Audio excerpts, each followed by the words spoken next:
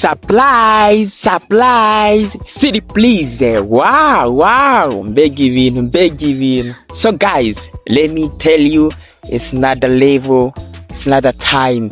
Unundi mwanya karibu kuri TWENGAKO TV nk'ibisanzwe atugiye kubamenyesha amakuru agezweho, amakuru y'abastari, indirimbo zigeze isohoka buri munsi. So guys, be face on the floor adutayimwo surprise. Reka ndabyite kari surprise naho ejo yari yabashije kubivuga mu masaha yo mwijoro. So guys, Bface hajeje gusohora indirimbo yitwa Wungutse iki.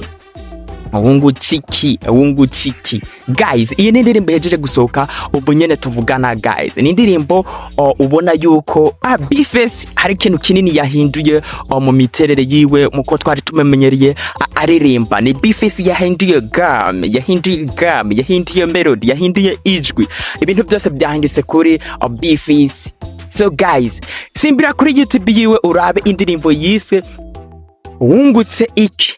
Mu majambo amwe yagiye agaragaramwo yagize ati nagusabye akarato nigire kuraba umudemo urakanyima abukeye numva ngo bagatwaye mama ye. Guys, genda muraba indirimbo ikozwe mu bundi buryo.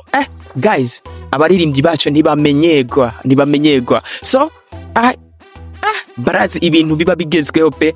So ahandi nahaje avuga ati nagucoresheje kidimire kugira ngende kuraba iconja umaze yahonga umudemo bukire na kabiri ntiyagusize mu close. Yeah guys, ni indirimbo iri kiravugisha abantu benshi kandi ni indirimbo iryoheye amatwi, ni indirimbo ikoze neza. Tubisubiye ko ni indirimbo ikoze neza.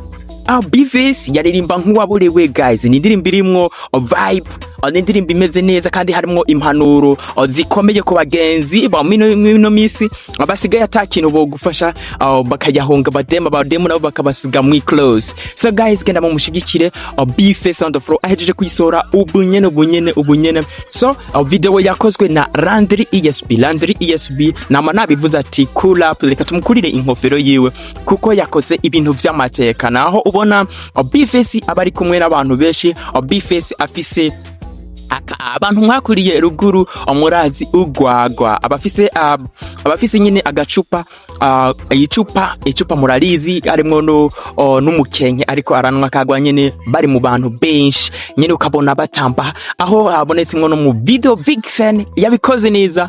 Winged w'ibisusu yatambye neza, mbese ukabona nyine ari hari mu bantu benshi. Ni video rero ikoze neza kandi ifise quality. So naho ari visualizer yanditse ko ari video visualizer bugani wo kwigera umenya kari visualizer. So genda mu mushigikire rero mube hafi. Ni video bugaba dutayimwo siri please.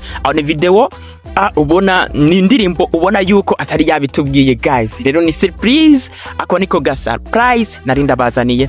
Komi Jimbi aka Mega Speaker, comedy number one. Yeah guys, Komi Jimbi aka Mega Speaker, Mr. Ndabivuga hasara vista. Tubane no mu yindi video kaba yakozwe na Bed Best Audio Bed Best. So guys, bana natu